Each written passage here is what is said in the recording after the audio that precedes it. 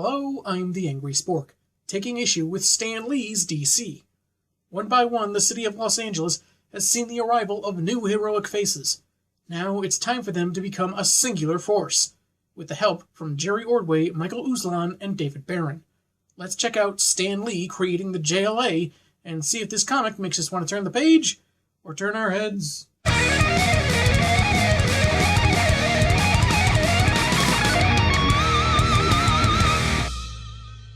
The cover is pretty straightforward. The characters, with Green Lantern in the background lighting their way, seem all ready for battle. We kick off with headshots of three criminals, Lucinda Radama, Deke Durgan, and Brock Smith, who looks like Wilson Fisk with problem skin.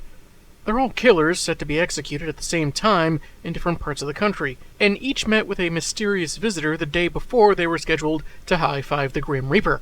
Each convict does as instructed, calmly, much to the surprise of their escorts, and they're all watched by a pair of eyes between the panels, which Stan apparently gives points for anyone who guessed that correctly. But if you expect us to tell you who it is, forget it! You've got to wait until the dramatic denouement! Well, the people being killed are not legacy characters beloved by fans, and I don't see a big drooly grin in that purple energy, so those eyes probably don't belong to Dan Didio. Scratch one off, I guess. I dig the composition of these four panels. Various people are reacting to news of the executions, and it seems like they drew a single group and separated them with gutters, but upon closer inspection, it shows that while the poses are shared, each panel has different people. It nicely conveys what the narration says, that emotions are mixed across the world as news spreads, but there does seem to be a shared sense of relief that these killers will kill no more. Hopefully. Each convict shows a certain level of defiance, Brock and Lucinda snubbing the priest trying to offer last rites, while the last guy is optimistic. Death? Who's dying? I'll come back and make you wish you'd never heard of Deke Durgan. Just who does this guy think he is? Vigo the Carpathian? His last words were, "Death is but a door, time is but a window, I'll be back." But just as the executions were about to be carried out, all three simultaneously vanish, the now excited narration declaring they'll return as the Doom Patrol. I did always think that name was a little antagonistic for a team of heroes, but moving on. At Los Angeles University, Professor Leonard Lewis is recommending some books to a young student, so far not hitting on her, when he sees a young man with white hair hurry through a crowd in a panic, and sensing that the Green Lantern may be needed, excuses himself. The panicky student, Adam Strange, is stopped by the three convicts, now all apparently grape-flavored, and sporting superpowers. Brock is now the hulking blockbuster, Lucinda now goes by Parasite, and Deke, who looks like the least physically altered, really just looks like he fell into a big pile of purple powder, can kill with a touch, so now goes by Deathstroke. Their menacing is interrupted when Green Lantern scoops the kid up. Blockbuster tosses a car their way, only for it to get sliced in half, and then narrowly avoid hitting pedestrians when it crashes down. Lucky no one got hurt down there. Just barely. And that was just one half of the car. Setting aside the very likely psychological trauma of those jumping out of the way in the nick of time, the other half might have crashed into someone's living room. These are the times a giant cartoony energy catcher's mitt really comes in handy. GL wants to know the deal with the New 52 California raisins down there, but Adam says they're too powerful for one superhero, and he knows how to reach others. Meanwhile, a guy is so transfixed on his newspaper, he bumps into Deke, who casually murders him and then bemoans the picture of himself he sees in print. Parasite reminds him they have a job to do, and they continue their evil business. Taking a breather under a dock, GL asks why the Doom Patrol was after Adam. He says that, broke and hungry, he sneaked into the Church of Eternal Empowerment and tried pilfering their cash box, just as Dark was transporting the death row inmates and sicked them on him. I guess the spell that transported them also transformed them too. He repeats that they're too powerful for Lantern, and he must contact other supers. There must be a way you can do it! Wait, what? Just a couple pages ago, you said you were going to get a hold of them. You knew how. Were you lying, or are you just stupid? Either way, it turns out GL's energy can be transmitted the same as radio or electric currents, allowing him to contact the 4 other LA-dwelling supers he knows about, even if he doesn't know their secret identities, apparently. He stresses the urgency of the matter with Mary Maxwell, who's intrigued by the idea of a team-up, but Wayne Williams is uncertain. And of course Lois at Selden's place asks if Lantern needs an agent. So much for sticking with the alien grump. But Maria Mendoza's worried her co-workers will get suspicious if she just up and leaves. Though not of the green fireman bursting out of her computer monitor like this was a knockoff of The Ring. No, that's all too common for a tabloid news office. Maria heads into a supply closet and, for some reason, suddenly looks like a 13-year-old girl in this panel. Weird. But anyway, she transforms into Wonder Woman and leaves. Selden had refused the offer initially, but Lois apparently nagged him into going because, of course, endorsements. Batman, meanwhile, lacking any superpowers, decides to help because that's what he's there for. That and body slamming people in a wrestling ring. Does he even still do that anymore, or is he literally so rich he can live in a lavish mansion, fight crime as he pleases, and not have to get a paying job anymore? He follows the green aura to the meeting spot, but decides to stick to the shadows just in case it's a trap. And because no one will notice that big old chopper you have waiting on autopilot, somehow he's the first to arrive, even before Flash, while Adam wonders about GL's green aura. Showing's easier than telling, so he says, "Place your hand on my emblem!" But the distrustful Superman stops him, offering to do it instead in case it's dangerous. But he hits the play button with a bit too much force and activates an energy field around the two of them, causing Adam to start breakdancing? Hardly the time, dude.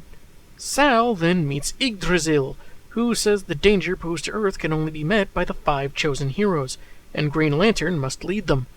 This Superman doesn't like the idea of being given orders, despite all those years as a cop on another planet, but he changes his tune when it seems the Tree of Life knows about his home, asking if it could help him return. "If you but serve for the hope of reward, then your heart is not the equal of your power." Oh yeah, I'll show you, me and my heart, push-up contest, right now! Uh-oh. Sal remembers he didn't exactly get to pick and choose his fights when he was upholding the law and agrees to help just as Blockbuster arrives. He tries smashing the field to no avail, as Batman remains hidden to ascertain who's really friend or foe. Adam's attempt to escape is stopped by Deathstroke Deke, which is just fun to say, though Wonder Woman comes to the rescue. With the force field dissipating, Bats distracts Brock only to need Superman's assistance, though apparently narrowly hitting him too. "Here, Curly! Regards from Yagahoozis!" Oh, good to know that Selden's been catching up on the Three Stooges. At least his time on Earth isn't being wasted. Though I think the Tree of Life has earned enough respect that its name should be pronounced properly. Yagahoozis is actually the Tree of Inebriation. The close call leads to bickering that Wundy has to break up, though no one notices Sal being possessed by Parasite, who then claims to go after Reverend Dark, that creephead. This leaves Bats and Wundy to get knocked out by Brock, while GL has been fending off Dugan this whole time, his power draining more and more until he's basically down for the count. Of course, the final death touch is halted because they need to meet up with their third member at the church, and Adam, who was previously the target of these villains, just runs off in disappointment. Police arrive shortly and Batman begins waking up the depowered Maria and checking in on Len. In the next panel, Mendoza has transformed again, and it seems like the professor doesn't have much of a pulse. No, not Lenny. That's when Flash arrives, a bit more than fashionably late if you ask me, but fortunately the portion of green aura that guided her brings Len back from the brink. With police closing in, they all board Batman's chopper. "I summoned it by remote control." Unfortunately, it's one of those off-brand Universal remotes, so at the same time, a bunch of people's TVs have suddenly switched to Spanish, and they don't know how to change it back. I really liked the clever counter to this version of Deathstroke's powers, GL's aura sustaining him from a distance and reviving him in full when it returns. It makes sense to have a hero arrive later to make this work, but Mary being the one late to the party is kind of bewildering. She's shown the most enthusiasm at being a hero than anyone else, and being a comic fan, that's in character. Heck, even without her super speed, she should have been able to beat Batman to the pier. Though the team can't function like a finely tuned machine from the get-go, so Selden's brutish demeanor makes him ideal to cause friction. And since it seems Parasite possessing him is part of the plan, he kinda needed to be there. No disrespect to Stan, of course, but perhaps this would have worked better if Sal had shown up late when the others got beaten, and while he's berating them for their loss and their weakness, Lucinda makes her move. So the team sees him fly off alone for some reason, while they have to get to the bat chopper. While Lois argues with a very Jim Gordon-looking fellow, the police copter decides a smokescreen is just too much for them and they give up their pursuit of the Batcopter. Not the heroes, though. While Lewis had the same criticism of Flash's lateness as I did, Wonder Woman can't believe they were defeated like that. While a reignited GL says they aren't familiar with each other or their powers, it's a strangely unmasked Wayne that I think has the best riveting speech, though I could be bat-biased. There's all kinds of defeat. There's the kind where you're down for the count, but there's also a first-round knockdown, where you get up again and start whooping some major butt. Me, I go with that kind. The wisdom which can be gained from the world of professional wrestling. I dare say this is worthy of a motivational poster. Another weird dialogue thing I noticed here, where Flash is kind of fangirling out, even tapping on the fourth wall with how this is feeling like an origin issue. She's thinking of a simpler name for GL, because I guess saying Lantern is outside her purview. And in one bubble we get a, "What do you suggest? How about Greenie?" Looks like they accidentally put his question in the same space as her answer, unless she's asking what he would suggest for a nickname, which, well, it's just kind of a weird exchange anyway. She talks about secret handshakes and codes, and is reminded that this isn't a game. Wonder Woman, being more sagely than we've seen her in the past, notes that they have to face this threat with open eyes. Despite his lack of powers, Wayne decides to stick with them. Maybe the Yggdrasil told Lewis his ID or something. Why don't we all get us some cool t-shirts? Stifle it, Flash. Ah, dang it, sounds like Dan Didio stowed on board again. Hang on, people, we're making a detour for the city dump. Meanwhile, Superman has arrived at Dark's church, unable to get inside due to some kind of force field, but unknowingly egged on by Parasite to try harder. I ain't some puny earthling loser! Oh, good, because it wasn't obnoxious enough. Try as he might, he's unable to get through, exhausting himself as Adam Strange approaches.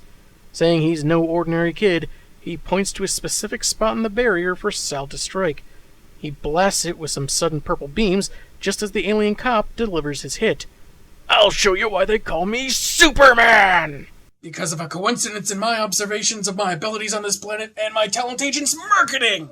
He finally breaches the barrier, then a church window, because no matter the planet, no felon ever escaped me! Except for that one guy. First he hit on the same planet as you for months before you just happened upon him, and you just left him secure under a bunch of rubble beneath the city. Oh, and he killed your wife? Adam is about to follow until Deathstroke and Blockbuster arrive, but barely have time to threaten him when the other heroes splash page onto the scene, declaring themselves the Justice League. Adam orders the two supergoons to take them out so he can aid Superman in destroying Dark, apparently manipulating everyone so they'd wipe each other out. Somehow, looks like Yggdrasil can't quite read the depths of the human psyche. So while GL heads inside, Bats and Wendy go round two with Blockbuster, and Flash uses an afterimage technique on Deathstroke. Adam finds Soups mowing through the church's thrall as we see that Dominic clearly visits his dentist twice a year. Man, I can't remember the last time I went to see my evil dentist. Anyway, revelations! Not only is Adam the son of Dark, that amulet he's been wearing this whole time is the Sapphire of Ranagar. Man, the dialogue progression here is weird. You're supposed to go from the bottom of the middle panel to the top and the third, and reading this midway. It's not really like most comics.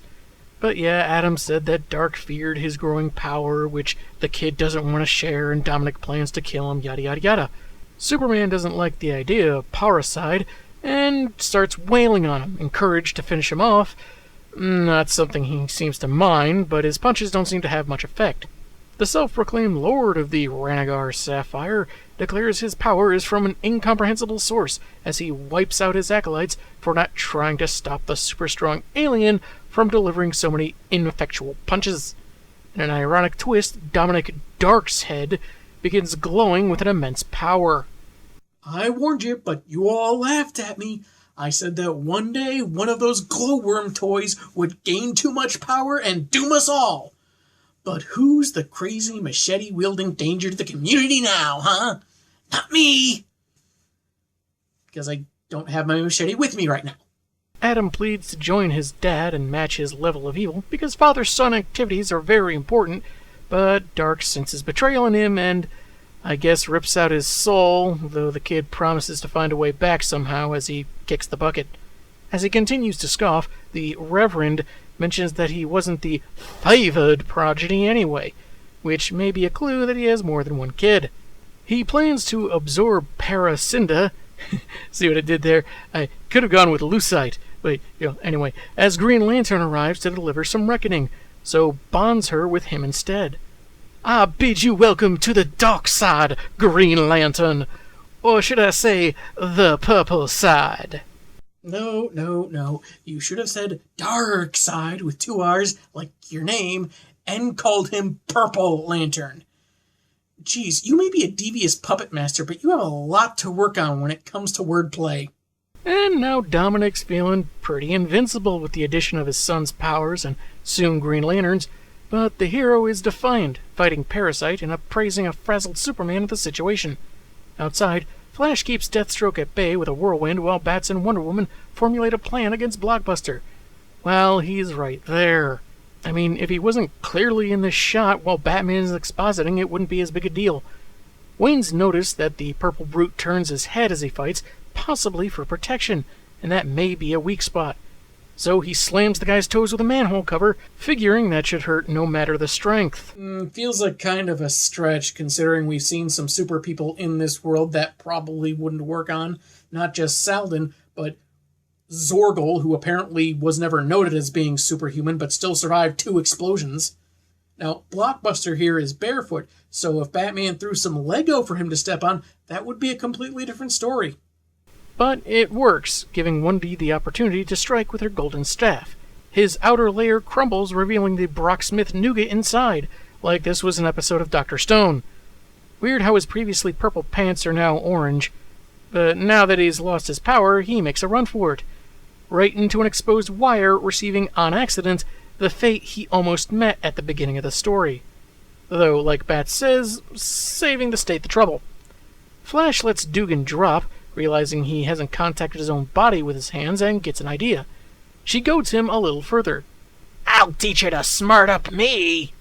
I know Stan was from a different time, but there have been some phrases in these stories that I've never heard of, even in some of the older movies and TV shows I've sat through.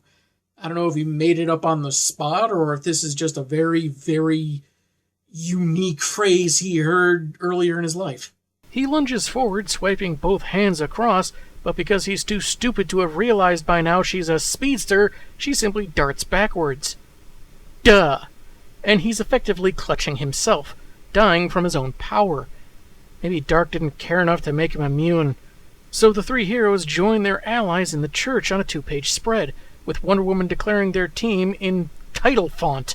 Superman has murder eyes, naturally. Scare everybody else with those crazy eyes, but you don't scare me. Crazy eyes? And GL seems to be losing his own internal struggle. Gah! Purple stuff! Quick! He needs a transfusion of Sunny D, stat! Flash zooms around Dark, which weakens his force field, somehow, and Supes and Wendy start hammering him while Batman tends to Green Lantern. Smacking his teammate, surprisingly, is not helping. Bats tells him to focus on Yggdrasil, and with his last shred of will, Len calls upon its power. At first, it seems Lucinda is won, swearing to end the League, only for her to stand before the Tree of Life in her mortal form. Knowing her abusive upbringing and other cruelties beyond her control that shaped her life, it offers her what she always sought, eternal peace. Though you never would have thought it the way she kept killing people she married. She accepts and lanterns back to normal, though weakened and needing to try bluffing Dark, daring him to see if his powers of, darkness can stand against the light of Yggdrasil. By authority of the Justice League! A team we just made up today with no official governmental or judiciary powers whatsoever! What? It's not catchy, but it's honest. Surprised at the failure of his final minion, he retreats, and the League are suddenly transported outside the church, their fight having attracted the attention of the press. Weird, GL tells Flash to stir up some wind so they can take off, but she doesn't really seem to do it, and I'm not sure what good it'd do since most of them can fly. They hide in an alley, which Flash thinks is beneath the world's greatest supergroup, also world's only, so needing a meeting place away from the public and the media, GL tells them to gently touch his symbol. They're transported to Yggdrasil's forest, where they stack their hands and pledge to defend the Earth as the Justice League of America. Because tax incentives! And that was Stan Lee's JLA. No on-the-street story this time. It was a pretty good way of getting these particular characters together and the clash of some of their personalities, though it wasn't without certain clunkiness. There are some minor peculiarities, like Lucinda saying she never needed anything from a man, but then being impatient for Dark to live up to his end of the deal. Her having been abused and mistreated could have been an interesting backstory if it was elaborated upon more, if there was any more depth to her before just disappearing forever. Honestly, I'd have liked to have seen more with her powers. It would have made more sense for her to possess Atom from the start instead of Blockbuster chucking cars. I did notice that Deathstroke touched his chin earlier, but his hands weren't glowing, so I guess his powers weren't activated at the time. Then there's Stan's tongue-in-cheek way of getting rid of these villains, dying in the same way they were initially going to anyway. Brock dying through electrocution, Deke from his own poisonous touch, and Lucinda just vanishing in the green like a puff of smoke. The reveal of Adam as Dark's kid was interesting, as well as the gathering of superheroes part of his plan to usurp his father's power, and with more one-shots to review, you never know, maybe he'll make good on his promise to return. Flash's youthful exuberance was a fun contrast to the stern or cautious ones around her, but I found it odd that she claimed she didn't know what to do with her powers until now. She'd already decided to become a superhero last time we saw her. This is just doing that in a group with some wacky, disparate personalities. Like the show Community. Hey. Idea for sitcom. Community, but with superheroes. Call and or blackmail Joe McHale. Danny Pudi and the rest will soon follow. That, and for all the running around she does in here, she doesn't really get tired like she did in her own story. Other than that, characters seemed more or less consistent. Dark finally gets in on the action, but still mysterious since we don't know where his powers come from. Though there are repeated bits of dialogue that I always notice whenever they pop up, whosoever is writing or speaking them. The notion of calling themselves the Justice League of America, despite being a committal to protect the planet, kinda gets laughed off, I guess to excuse the classic title. I thought the art was good, didn't really have much of a problem with it besides some vague backgrounds mostly being gradients, which isn't necessarily bad, but sometimes it can make it difficult to tell how much time has passed, what time of the day it is, etc. All in all, it's an entertaining read that's evocative of some classic team-ups. Next week, we delve through some files that may or may not be secret. I'm the Angry Spork, and man, have I got issues.